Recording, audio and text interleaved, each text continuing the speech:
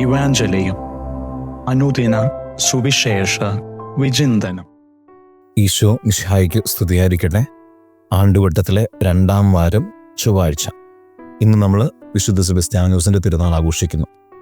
ഇന്ന് നമ്മൾ ധ്യാനിക്കുന്ന വചനഭാഗം മർക്കോസിന്റെ വിശുദ്ധ സുവിശേഷം 2-ാം അധ്യായം 23 മുതൽ 28 വരെയുള്ള തിരുവചനങ്ങൾ.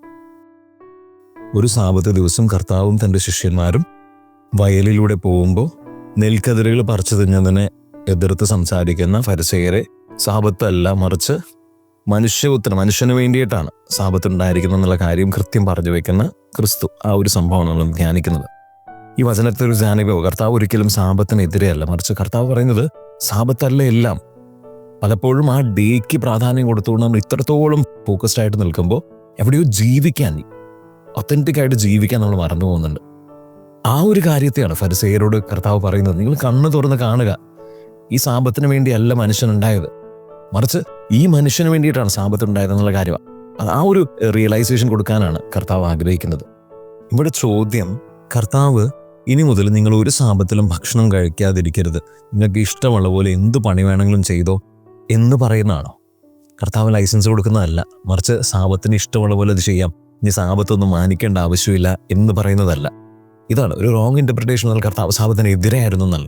നോ, കർത്താവ് സാബത്തിനെതിരെയല്ലായിരുന്നു, മറിച്ച് കർത്താവ് പറയാൻ ഉദ്ദേശിച്ചത് ചില പ്രത്യേക സിറ്റുവേഷൻസിൽ നമ്മളിങ്ങനെ കടുംപിടുത്തം പിടിച്ചിട്ട് കാര്യമില്ല എന്ന് പറഞ്ഞ് നിയമങ്ങൾ കൃത്യമായിട്ടും പാലിക്കേണ്ടതാണ് എന്ന് തന്നെയാണ് ക്രിസ്തു ഇവിടെ ഊന്നൽ കൊടുത്ത് പറയുന്നത്.